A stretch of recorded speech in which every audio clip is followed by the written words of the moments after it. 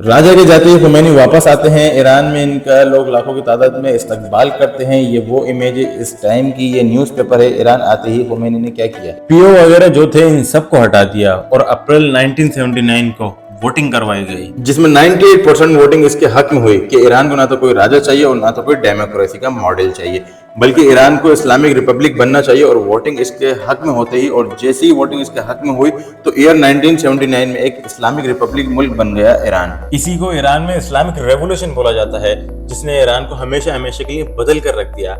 Iran के अंदर थ्योरेक्रेसी का एस्टेब्लिशमेंट हुआ। जैसे डेमोक्रेसी होती है जहाँ पे अवाम रोल करती है, मोनार्ची होती है जहाँ पर राजा रोल करते हैं, राजशाही जिसे कहते हैं, ऐसा ही थ्योरेक्रेसी में बोला गया है कि गवर्नमेंट के कुछ नुमाइंदे हैं, वो लॉ वगैरह बनाएंगे और फाइनल डिसीजन मेकर होंगे, जिनको सुप्रीम लीडर बोला जाता है। तो ईरान का जो मॉडल था, इसमें सुप्रीम लीडर होते हैं जो फाइनल डिसीजन लेते हैं, जो सबसे ऊपर होते हैं, वो उनके नीचे प्रेसिडेंट, पार्लियामेंट, इलेक्शन वगैरह और सारी चीजें होती हैं। ईरान के अंदर इस्लामिक रेवोल्यूशन के बाद एज पर सुप्रीम लीडर शरिया कानून लाया गया और सारी जो पावर थी उलमा के पास थी। और इसमें मिलिट्री से हटके एक अलग से इस्लामिक रेवोल्यूशन गार्ड बनाए गए, जिनका काम था इस थ्योरेक्रेसी की हिफाजत करना। जब कोई मिलिट्री वगैरह आगे तख्ता पलटने की कोशिश करे, सुप्रीम लीडर को हटाने की कोशिश करे, इनका काम था इसको रुकवाना।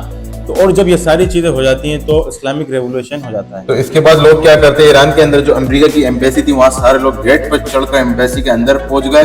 4 नवंबर 1979 को 52 अमेरिकन के जो ऑफिसर जो थे, इनको बंदी बना लेते हैं। और लोग कहते हैं कि ईरान का जो राजा था, जिसने प्रोटेस्ट के टाइम पे हम लोगों पर बहुत ज्यादा जुल्म और जबर किए थे, और जो कैंसर के बहाने यूएस में जाके बैठा है, इसको वापस भेजो, इसको हम सजा देंगे। और अगर आप इसको वापस नहीं भेजोगे तो हम ये जो आपके एम्बेसी के अंदर के जो ऑफिसर्स हैं, इनको हम नहीं छोड़ेंगे। लेकिन इसके कुछ टाइम बाद रिजा, जो कि यूएस के अंदर इलाज कराने गए थे, जिनकी डिमांड कर रहे थे, इनकी डेथ हो जाती है बीमारी की वजह से। और अल्जीरिया ने बीच बचाव कराकर अमेरिकन जो थे, जिनको बंदी बना लिया था, इनको रिलीज करवा दिया। ईरान ने 444 डेज के तक 52 अमेरिकन को बंदी बना कर रखा था। ईरान में इस्लामिक रेवोल्यूशन के बाद आयतुल्लाह खुमैनी ने एक और ऐसी बात बोल दी, जिसको लेकर इराक, सऊदी अरब, कुवैत, आसपास के जितने मुस्लिम कंट्रीज के लीडर थे, वो सब टेंशन में आ गए। खुमैनी ने कहा कि अल्लाह के अलावा किसी इंसान का राज करना किसी मुल्क पे ये गलत है। अब हम बाकी मुल्क में भी यही चीज लाएंगे और इस चीज को तेजी से फैलाएंगे। अब सऊदी अरब हो या इराक हो या अरब वर्ल्ड हो, हर जगह पर राजा ही मुल्क चलाते हैं। और इन्होंने देखा था कि ईरान के अंदर कैसे राजा और यूएस, जो कि सुपर पावर था,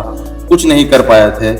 अब इराक जो था बिल्कुल पड़ोस में था। ईरान के इस चीज का इराक को बहुत ज्यादा डर था। तो सद्दाम हुसैन ने ईरान के ऊपर हमला करने का सोचा, और इसके पीछे कई सारे रीजन थे। पहला ये था कि ईरान के बोर्ड से सलामती रेवोल्यूशन गार्ड जो थे, इनके प्रॉक्सी घुस रहे थे, इराक में जो राजशाही के खिलाफ स्पीचेस दे रहे थे। सद्दाम हुसैन ने इराक के अंदर कई सारे ऐसे शिया पॉपुलर लीडर थे, जिनको मरवा दिया था। इसके बारे में बातें बहुत ज्यादा तेजी से फैलने लगी। और इसके साथ साथ बहुत सारे रीजन थे इराक का ईरान के ऊपर हमला करने के पीछे। जैसे कजाकिस्तान के एरिया के लिए ईरान और इराक में डिस्प्यूट है, इस पर इराक कंट्रोल लेना चाहता था। यहाँ बहुत सारे रिसोर्सेज थे। और इसके साथ साथ शत्तुल अरब, यहाँ वाटरवे, दोनों ममालिक के लिए एक्सपोर्ट के लिए बहुत ही इंपॉर्टेंट पार्ट था। लेकिन इसको भी ईरान ने इराक से प्रेशर बनाकर आपस में शेयर कर लिया था। इराक ने सोचा कि इस टाइम जब ईरान में मिलिट्री वीक है, इसका फायदा उठा के अटैक करना सही रहेगा। और ये सारी चीजें जो अनस्टेबिलिटी रीजन की वजह से फैली हुई है, इसका सोल्यूशन ले लेते हैं। और जैसा सोचते हैं वैसा होता नहीं है।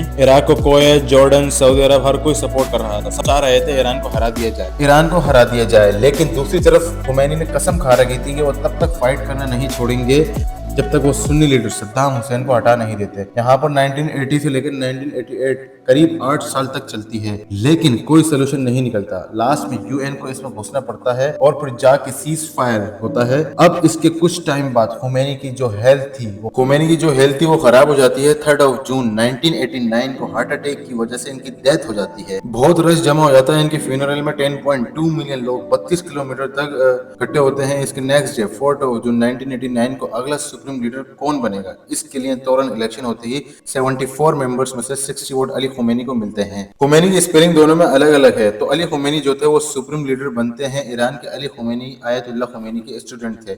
और पूरा जो इस्लामिक रेवोल्यूशन हुआ था, इसमें अगर टॉप 5 लीडर की बात करें तो ये टॉप 5 लीडर में से एक हैं।